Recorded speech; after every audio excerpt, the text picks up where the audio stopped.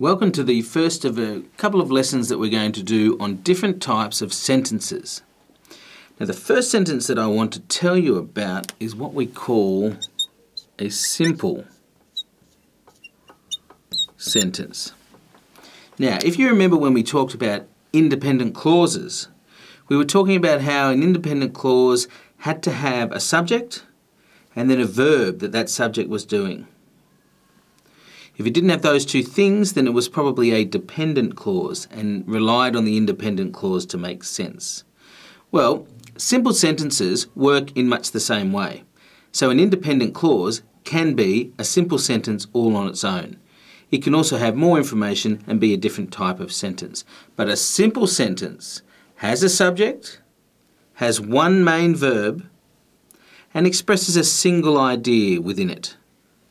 It usually, but not always, usually has an object. So most simple sentences have an object, perhaps that the verb is being done to by the subject. But at the very least it has to have a subject and one main verb. So this is a simple sentence. Romeo is our subject, loves is our verb, and this one does have an object. Juliet is the object. Romeo loves Juliet. But as I said, it doesn't have to have an object to be a simple sentence. You could just have, say, Romeo ran. Okay, that's got your subject and it's got your verb. So it fulfills those requirements of a simple sentence and it expresses a single idea, that Romeo ran, with no object. A simple sentence, in fact the shortest simple sentence that you can create would be simply, I am. That is a complete sentence. It's got a subject and it's got the verb to be, I am. So while they can be very simple, these simple sentences, they can also have a bit more detail. And over here, I'll show you what I mean. At the top here, we've got a very simple sentence. The girl ate. So here's our verb and here's our subject. No object, but it is a simple sentence. But the subject can represent more than one thing. So it could be the girl and her family ate. And likewise, the object can have more detail describing what that object is. A 3-course Chinese banquet.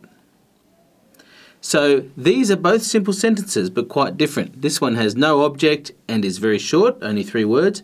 This one still has one subject, the girl and her family. There's our subject.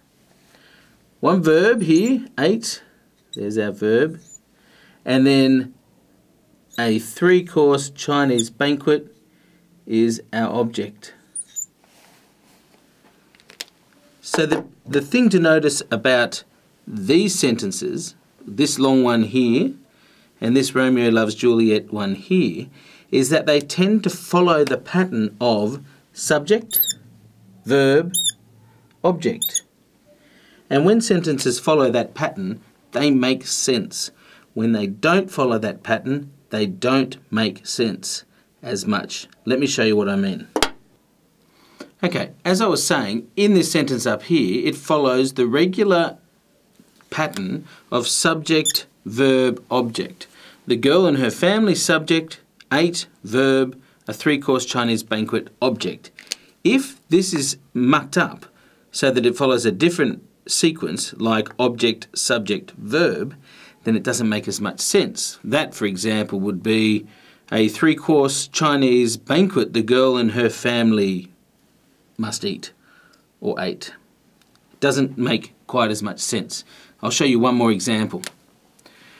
You must study the rules of grammar follows the pattern nicely. Here is our subject, you must study is our verb, and then so we've got subject, verb, and then the rules of grammar is our object.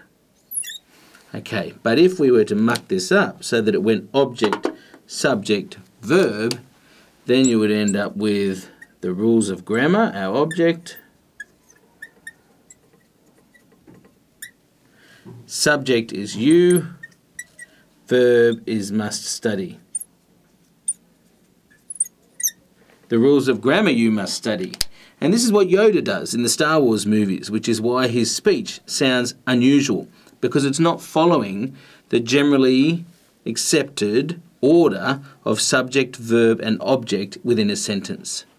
So these are simple sentences. They have one subject and a verb, and often they have an object. Thank you.